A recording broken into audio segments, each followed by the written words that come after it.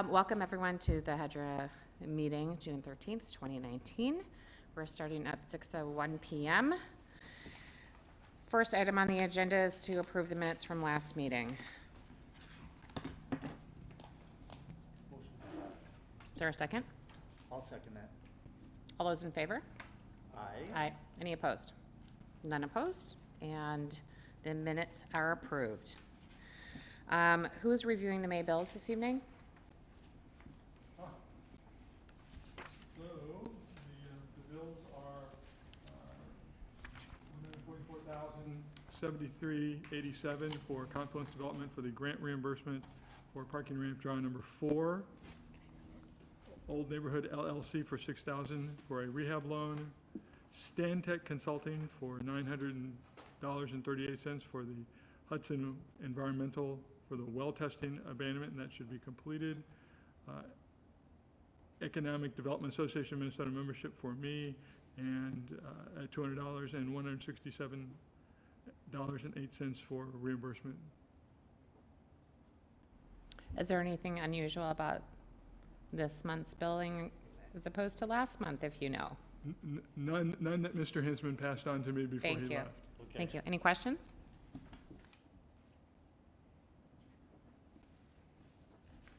Okay, so that will take care of the bill issues. I'll make a motion to approve. Okay, thank you. Seconded. All those in favor? Aye. Any opposed? Thank you. And approval of the bills carries.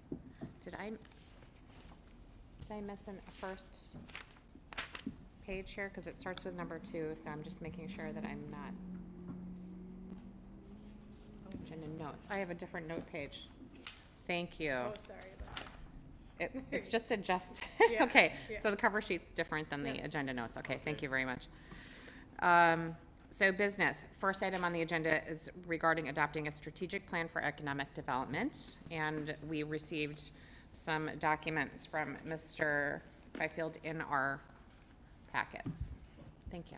Commissioners, I will try to make a brief presentation of the changes in the plan since you last saw it. There have been some.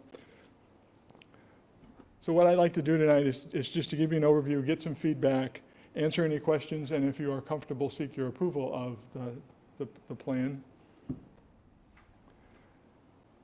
As we talked last time, as we talked in April, it's based on past planning, what I've learned in my 2.5 months here, the input you gave me in April, the discussion at the joint meeting on May 9th, and also the discussion at the City Council Developer Workshop on June 3rd. So I've tried to assemble what I've learned in my time here into this document, and I think you'll find, I hope you find that it reflects that input, that you'll see your fingerprints on this. One of the things that I think is important with this document is to explain the rationale for economic development in Hastings.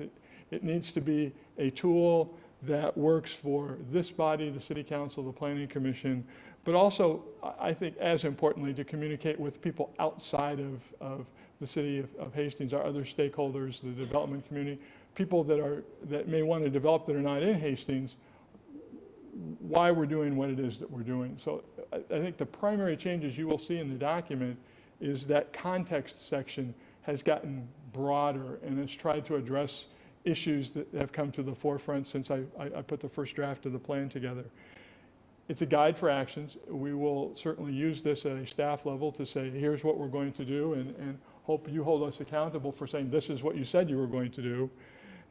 And it's got a near-term focus. I'm not asking for approval of something that takes us over the next 5 to 10 years. It's really the next 18 months and counting, so that we'll have a chance to do some things, learn some things, and come back probably a year from now and say, okay, what did we learn? Where do we want to go now?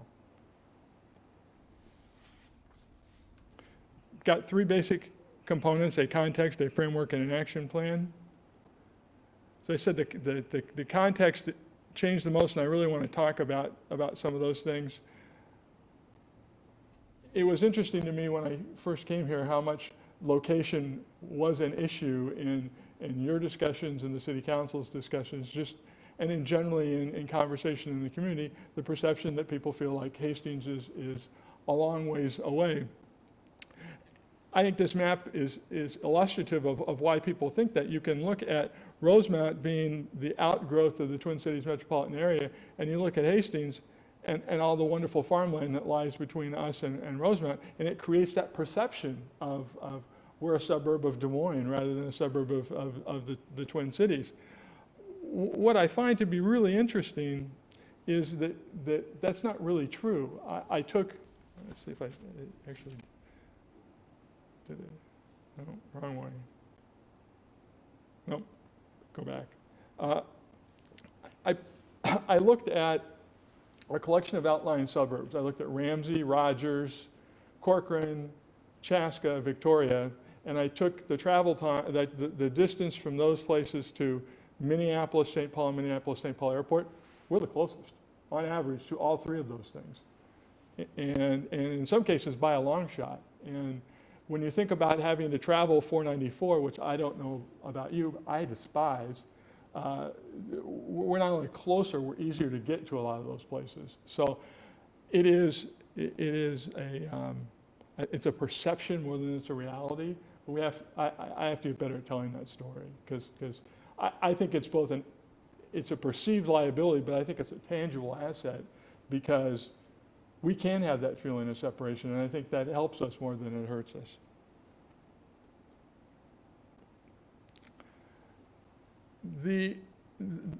One of my big aha moments in all of this was how much post-recession growth has missed Hastings. We started off looking at the growth in housing units, but you can't separate that from the growth in population. We grew between 2010 and 2017 by 448 people, according to the information the Metropolitan Council's got. Hastings grew by more than that in 2003 by itself. And so that really kind of puts in perspective how slow we have been growing. And that lack of growth has consequences. That's the yeah, and, but, what all this means. We have consistently been behind the county and the rest of the region in income, and I would call that affordable rather than lower in income. But what's stark, that since 2000, the gap has gotten bigger. The rest of the region has grown more in wealth than us, and that's a byproduct of simply not growing very much. And that is one of the outcomes. It's less money to pay for, to support businesses, and it's less money to support local government. And all of those things have some influence on why economic development is important. I took some enrollment statistics from the school district, and you can see that both in terms of average daily membership, which is how they account for how many students are attending at any one point in time, and pupil units, which is how that converts to the currency that the state uses to assign state aid, those are all dropping. And in the district's current budget, that trend is projected to continue. And so at some point in time, there starts to be tangible consequences of a shrinking student population. And I don't know that we've seen it, but it's certainly a trend to be cognizant of. And this will be new information for you, and I apologize for the graph being kind of busy, but I think it makes an important point that if you, the blue bar is the new estimated market value that's been added. The line represents the total market value of the city of Hastings. So it's been going up over the last 5 years, and you can see that you've added reasonable amounts of new estimated market value during that period. But when you look beneath that at the orange bar, that's the new value that was added from commercial development. So commercial development accounts for a very small portion of new growth in value. Most of the blue bar you see is the appreciation of value of existing properties. It does not come from new growth, which is no surprise given the lack of development that we have seen. But you can look at these numbers and say, well, tax base has been growing. The tax base has been growing because the value assigned to property that's already here has been growing.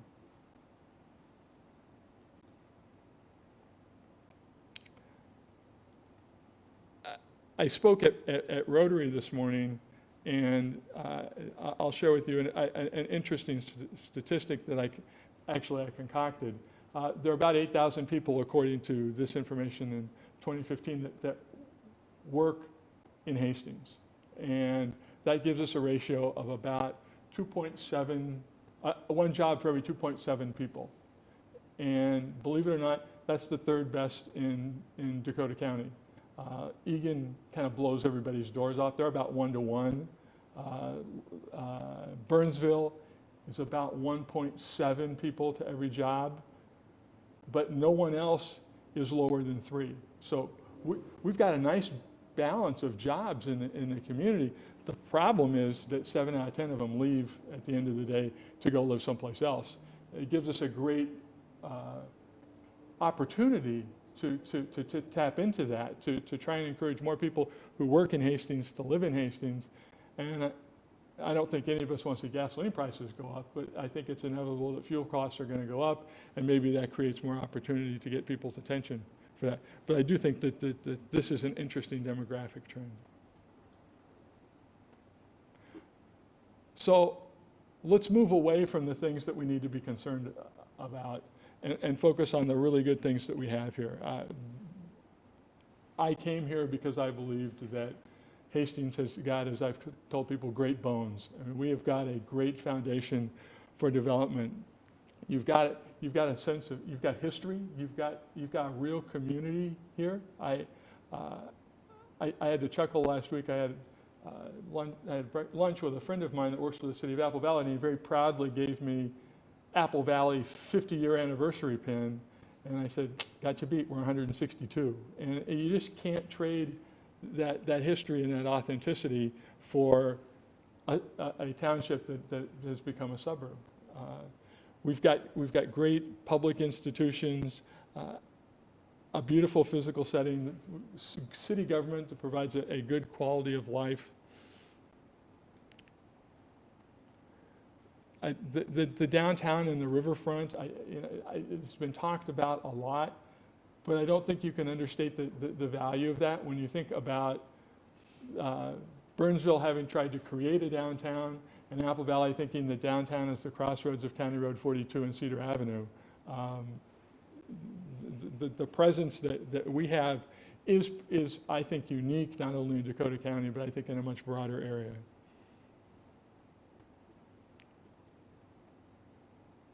You've done great planning. We don't have to go and plan for the Vermilion Street corridor. We have to execute that plan, and it's good to have those things in place. And while the industrial park and city-owned land have existed there for a long time, I can tell you for a fact, there are not very many 50-acre parcels of shovel-ready industrial land in the state. And whether it continues to be industrial land or we decide we want to do something else with it, that is a tremendous asset.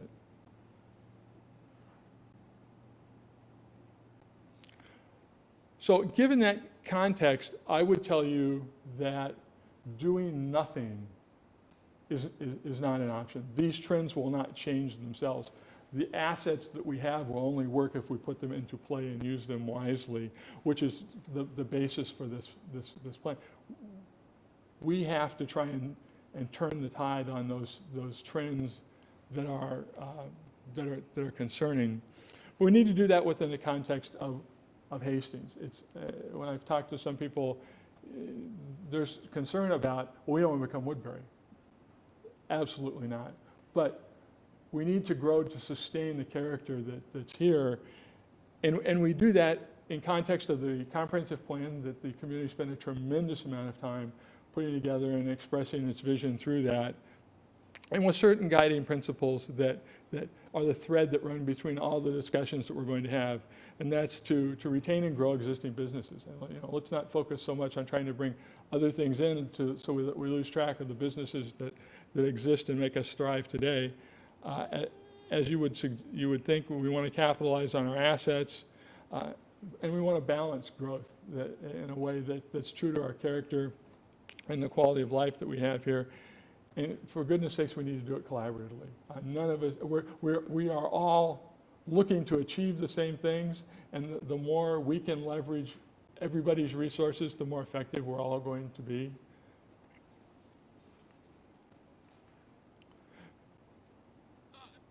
This chart has changed a little bit since the last time you saw it. As I thought about it more and I've listened to discussions and talked with John,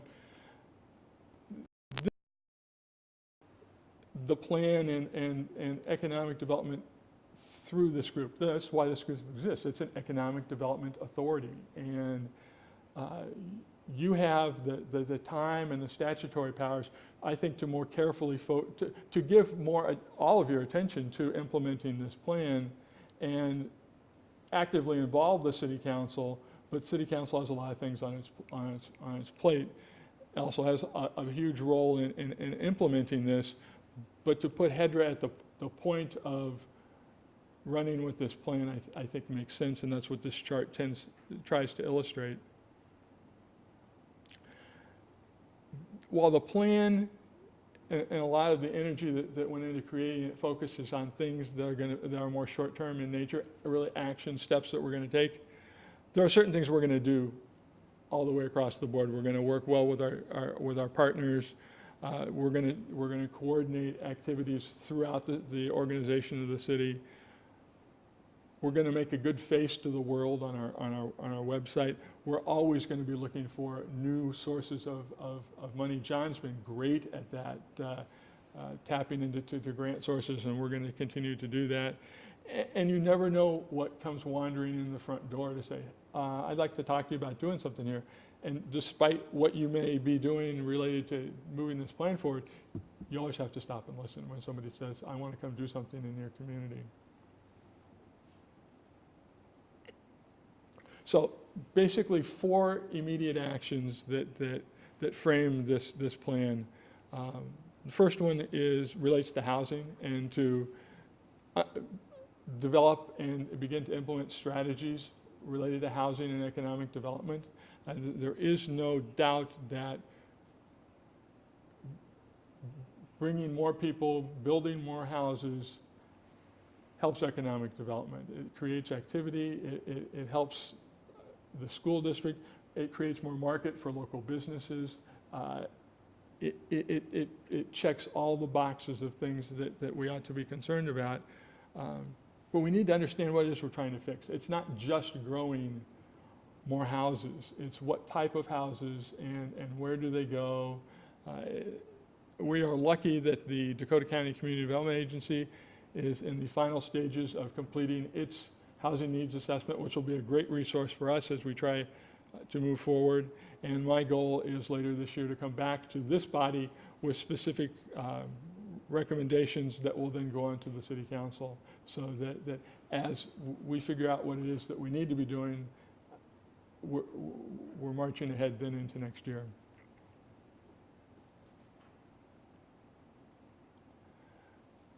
We want to try and improve the business environment in Hastings, and that kind of goes without saying, but that relates to some very specific things. The successful completion and startup of Great River Landing, to work with other stakeholders to try and tap into the economic impact of all the people that are already coming to Hastings for different events, to try and get them to be repeat customers, but to look more beyond where they're at for a particular event. So if you're at the Civic Arena, you're not just on that part of town. There's a reason for you to go explore what else is here. And then it's our job to make that experience really, really good, so they go, I had no idea all this stuff was here. I want to come back when I don't have a carload of kids with hockey gear in tow. Bicycle tourism, we've talked about that. I think that we are in a great opportunity to take advantage of that. And then I've heard people talk about both sides of that 50-acre parcel in the business park, and I think it's worth taking a good look at what is the highest and best use of that, and dealing with that with some clarity, because I think there are opportunities to do things other than industrial development with it, but I don't have facts to give you to say, here's how you look at that issue. And I know it's intuitive to say, there's nothing else like it for industrial development, and we may reach that conclusion, but I do think it's worth taking some time to look at what the alternatives might be. Redevelopment is obviously an important issue, and these are not in any necessarily order of priority, but you spent a lot of time in the Vermilion Street corridor trying to create a framework for redevelopment. We now have to move that framework forward, and the question will be, where do you start? And I think I've probably made this analogy to you before. If I haven't, I will over again. To me, doing redevelopment is like stacking dominoes up in a row. You want the first one to knock down the next one to knock down the next one. And there are certainly sites in the corridor where you could go in and you could do a redevelopment project, but it's hard to see what it leads to. What does that investment cause to happen? And I think it's important to be strategic, that if we're going to spend resources to cause redevelopment to happen, what you want to try and do is make the environment right so that it triggers more private investment. I mean, that's why we do this in the first place. And I don't know where that goes. Target property is I think a great need and an opportunity at the same time. I've had some discussions already with the developer that's looking to purchase the property from Target and do something with it, and they're scratching their heads a little bit about what to do. But I think that also creates an opportunity for us to say, is there something creative we could do with that facility that might have more positive impact on the community? And maybe there's not, but it's an opportunity that I don't want to overlook, because not only is that building vacant, that site is horribly underutilized. And it would be great to bring some pizzazz to the redevelopment of that property. We've got a lot of property ownings, and we want to try and figure out how to make best use of those property holdings, particularly in the downtown area. And John and I want to put together and recommend to you a land acquisition strategy. I have learned in my years in economic development, having public ownership of key sites is a huge asset, but we have limited resources to do that, and I think we have to do it prudently. And so before the end of the year, we'll come to you with some thoughts on how do we do that. And not quite as pertinent, not pertinent, but development related as the first three. This one I think is very important, and it's making sure that we're all on the same page and stay there. I think really looking forward to the new city administrator being hired and getting him or her engaged in what it is that we're doing, and having another partner in City Hall to work with all of you and the City Council to achieve these goals. The website's in there again. And I really want to make sure that I become a vehicle for communicating amongst the groups that are important. I think knowledge is important, and being informed and in the loop is really important. And part of going forward from this, as we have a plan, is to say, here's the progress that we're making, and here's what's going on. So FYI or heads up, as the case may be. So that's what I've got. I hope I'm close to the mark, but regardless of that, I'm happy to answer questions and receive your comments and any other guidance you'd care to give me. If I may start with a question and comment, and you've answered a lot of questions that I had written out already. Have we already contacted Dakota County for facilities needed, like we do for? There's private facilities that house things for the government right now, for the government center, for district court areas, et cetera. There may be a use for that Target Center property for the state of Minnesota, county use, whatever. Since we are the county seat, that might be an avenue that we can look at in terms of use of that property, because it's right there. I have not. I don't believe that contact has been made. My focus has been trying to come up with a use that keeps it on the tax rolls, and enhances the economic vitality of that portion of Hastings. That may indeed be a viable use in the long run, but we've not made that. We've not gone down that road yet.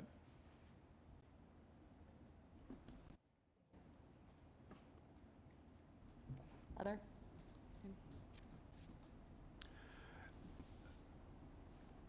A comment and then a thank you. Rusty, you can really see, in the 10 weeks you've been here, you can see the amount of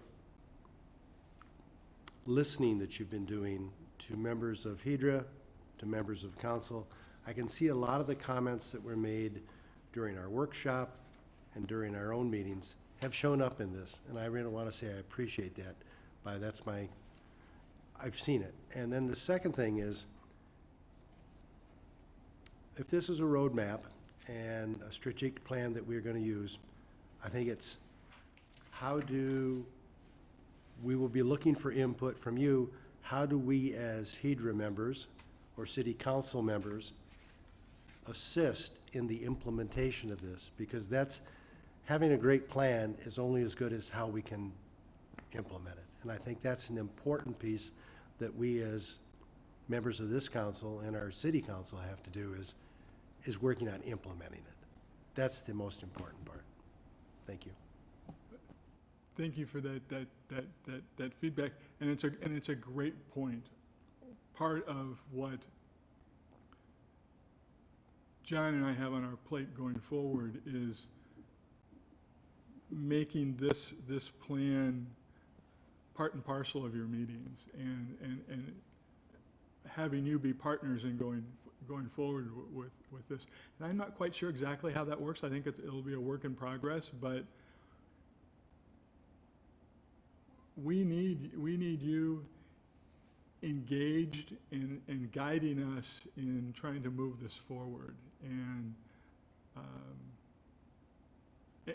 I want you to hold us accountable to doing that. I want you to say, I'd really like this to be something, rather than, I've got to go to a HEDRA meeting on Thursday night, is, ooh, I wonder what we're going to talk about tonight. And I have some ideas for that. Because there's a lot here, and I think it's all really important to do, but to do in context of the community, and that's the guidance we really need from you. Is are we headed in the right direction? Have we thought about going this way? Because minus any feedback, we're going to keep plowing ahead, and I'd rather say we didn't want to end up here before we head too far down that road. And I think it makes the job much more interesting for you if you're doing something that you perceive to be meaningful, and it is meaningful. Thank you. Yes. Thank you. Rusty, I echo, thanks for putting this together. This is the best map I've seen in a long time as a council member, too. I think you said some good trigger words here. One was trigger, and the other one was the domino effect. I think one of the challenges that we will have, and I think we need to hear feedback. I think that's what we got to get first, is some platforms to say, I heard this, or this is an idea. Let staff, the experts, kind of massage it and try to find out where it could work. But I really think it's a risk versus rewards. Like any business model here, we don't have a whole lot of funding to trigger stuff, but it's opportunities that I think staff needs to know. What are we thinking? Where should we be focused on? I'm glad you made a good point of, have a place to start. If it's at one end or the other, don't bounce all around, because it won't domino that very well. I think you're right. I think more meetings, or not more meetings, I want more meetings, but more contacts or platforms to say, I heard this, what do you think? And then let the experts say, here's some ideas. So by the time they come back next month, here's some ideas where I think we should look at. But it's really a risk versus reward. That's always been my concern, is we don't have a whole lot of funding to make mistakes. We got to do it, and we got to do it right. And when the window comes, though, we have to be ready to say, agreed, that we've been talking about this, versus bantering about some future idea. So thank you for putting this together. Appreciate it. Any other questions on this topic or comments, follow-up? Just one more piece of input. The one that really leaped out at me was comparing the multifamily housing and the amount of townhomes that were being built in Farmington and Rosemont, and the lack of building of those type of housing in Hastings. And then your comment about 70% of the people who work in Hastings leave Hastings to live. Maybe there's a real opportunity for us if a developer wants to build townhomes and multi-housing, it could be for employees who already work in Hastings. And that also adds children to our school district too. If you're living in town instead of driving home to St. Paul or driving back to Rosemont to live in an apartment or to live in that first townhouse. I think we've got a real missing piece, which we will maybe hear when CDA does their analysis on it. But if that's part of their analysis. I think that it will be. If you're interested in what they're looking at, their 2013 needs assessment is online on their website, and so that's what they'll be updating, and it won't be exactly the same, but it'll give you a flavor of what they're looking at. I will tell you, in the conversations that I've been having with people outside of Hastings, because I want to know how people outside of Hastings look at us, I have been heartened by the fact that people have said, yes, there are things that you need to think about and how do you do, but the market wants to be in Hastings. And that's what I needed to know, because it's one thing to say, we're not there now, we're never coming. It's another thing to say, we want to be there. Here are the things we think you need to work on, and it's all doable. So I've told people I think the planets are starting to line up, so we're gonna change the trajectory of where we're going, and not a day that passes that I don't feel more strongly about that.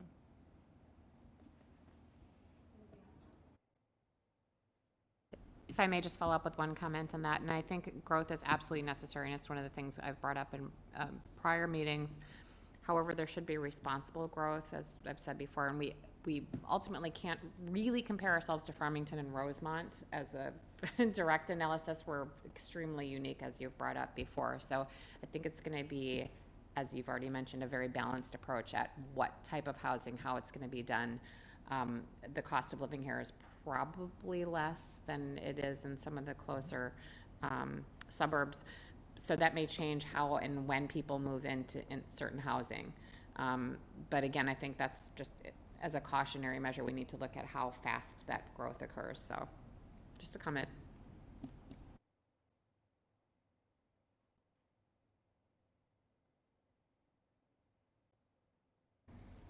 Okay, the next topic is the budget priorities. Are you? Before you Oh, we move on, need a motion to approve the, yes, we do. I apologize. at See, your- I've been at your out of, discretion. this isn't my normal job, so I have to get back in practice. Okay, so the action item is to adopt the strategic plan as presented. And if there are no other questions, thank you. Is there a second? Thank you very much. All those in favor? Aye. Aye. And with no opposed, the motion carries.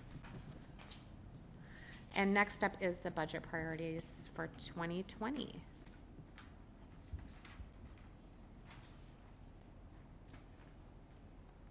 So now that we have a plan, we have to think about how the next year's budget influences that.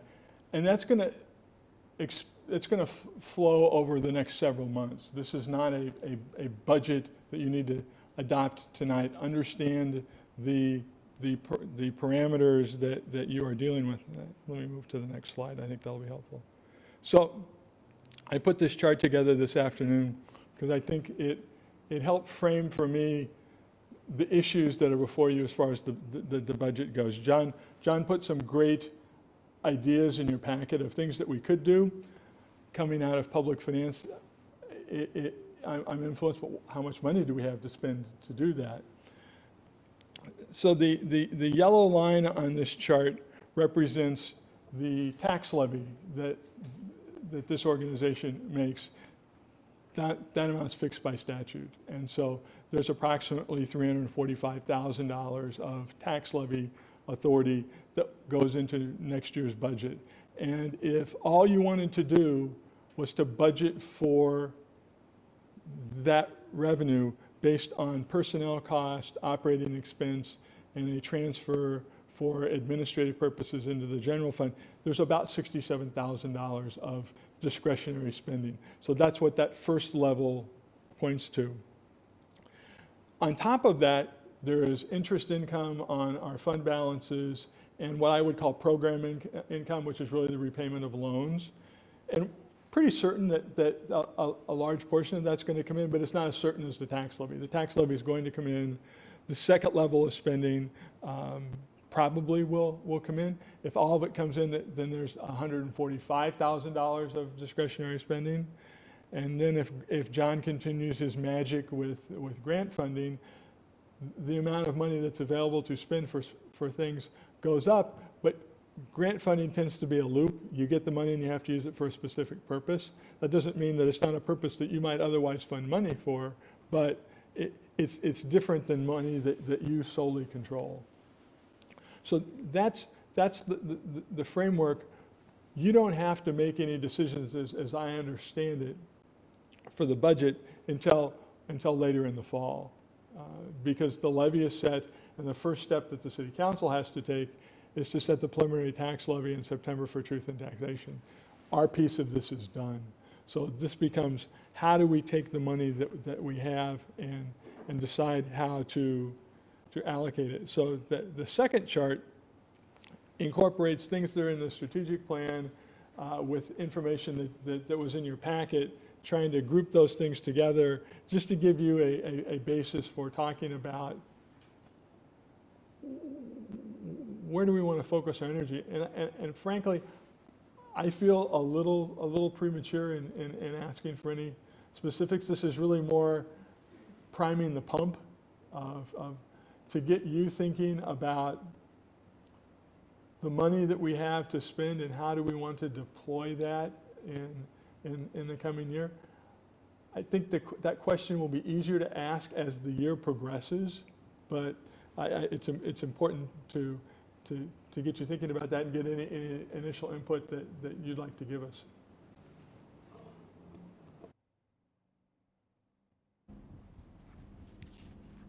Comments, questions from commissioners No. at this stage?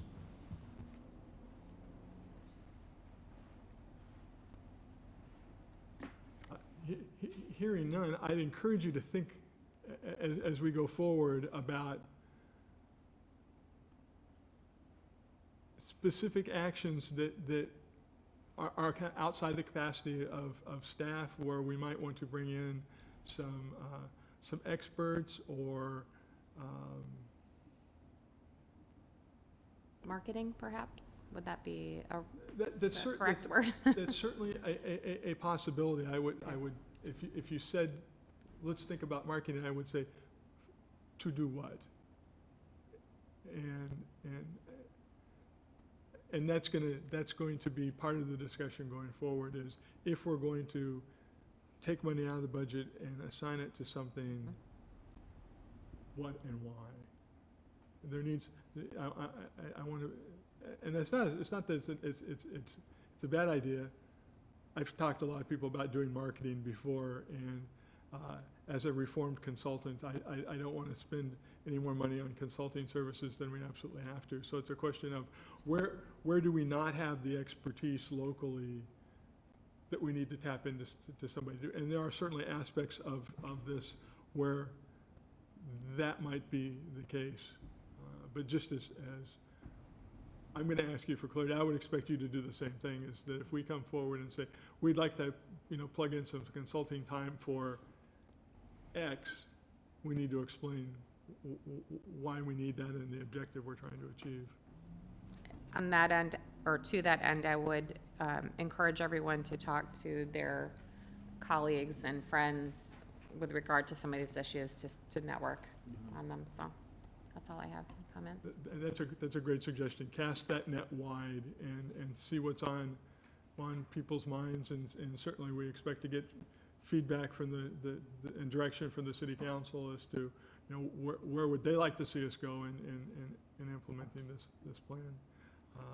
So all input is good input.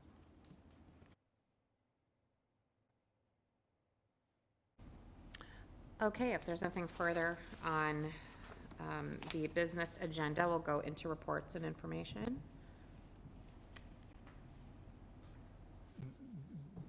My information on Great River Landing is current as of several hours ago. We got an update from their project team.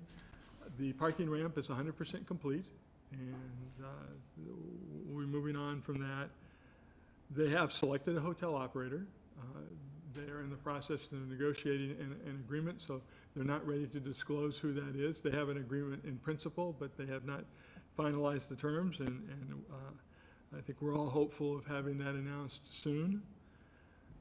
They're getting geared up to work on their funding process. They have developed a list of prospective banks for their construction lending and have put together a prospectus, and they expect to distribute that information next week, which is ahead of the schedule that they had talked to us about initially. And the city attorney and Confluence's attorney are going back and forth on an amendment to the purchase and development agreement. Because of the deadlines that are there, that's going to need to be amended. The concept that we have talked about would be having that amendment approved in principle, so that they're able to show that to their lenders to know that these terms can be cleared satisfactory, but not executing it until we reach certain milestones so we don't give up the leverage that we've got with the existing agreement. But we'll see what comes out of the city attorney's office on that. That's what I have to report at this point in time. I'd be happy to answer any questions that you might have about the project. It's moving forward. And we just, after having the big meeting last month, I think we got a lot of questions answered, but there might be some more. Ron? Just on the park and landscaping improvements, they turned in a plan, then we gave them feedback, and now it's kind of back to their handling at this point? Because that kind of is the next piece that needs to get rolling from there. Do you know anything about the park improvements? I do. Excuse me, let me take a drink of water first.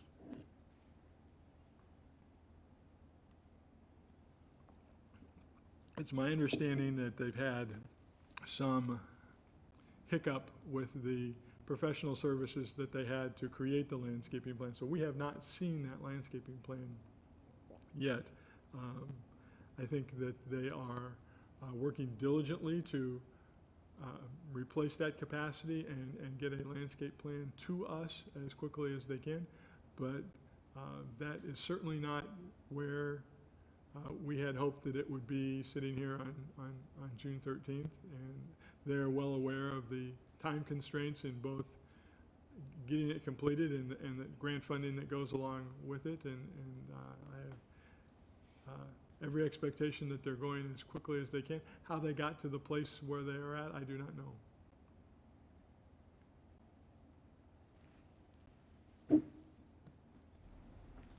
Any other questions as to Great River Landing updates? No. Okay, hearing none, we have an update on Panache Apple slated. At the last meeting, you approved an extension of the purchase option agreement with Panache. That has been executed, and to refresh your memory, that purchase option expires on the 31st of October, but we outlined a list of things that we need to receive by the 30th of September, and so we are, for better or worse, in a holding pattern until then. And I have no information to, one way or the other, about progress being made towards the things that we've required. And also, just to follow up for us, and it may have been discussed before, so forgive me, but is the grant still going to take place with regard to cleanup, the Met Council grant, regardless of moving forward with Panache? Thank you, that's a very good question. The grant application has been submitted. We have not heard yet about the Met Council's decision on awarding that grant, but I think it is imminent. And I do not believe that the grant funding is contingent upon Panache moving forward to redevelop the property. I think that's one of the reasons we wanted to get into this cycle, is to make sure that we could secure the funding, and hopefully Panache comes through, but the cleanup needs to occur regardless of whether they do it or not. So I would hope that by your July meeting, we'll be able to report the status of the grant application. Thank you. Other questions with regards to that? And then commercial vacancy update, I think we've all got a report on that. I don't know if anyone needs an overview, if you'd like to make any comments as to what's still open. I believe, just for the record, if we want to go through the list, and then we believe that's the total agenda. I would go through the list, but I've given it precious little attention. Mr. Hensman put that together, and I was more focused on other parts of the agenda. I'm happy to carry back questions that you might have. I don't know if we have any questions. I'll leave that open for anyone, but it's also public. It's available to the public as far as commercial vacancy through the HEDRA, through the city website and the HEDRA reports.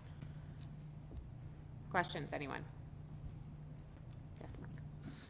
Thank you, Rusty. You may not know this either, but maybe the question comes back. The property that HEDRA was working with out at the industrial park that had some fill left on it, just looking for an update.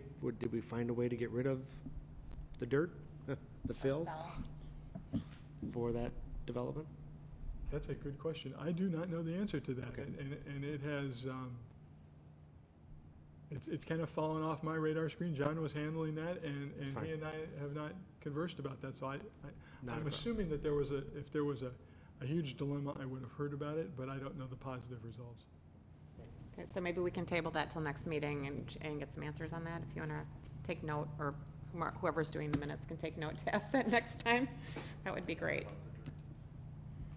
Okay, any further business anyone would like to address or comments?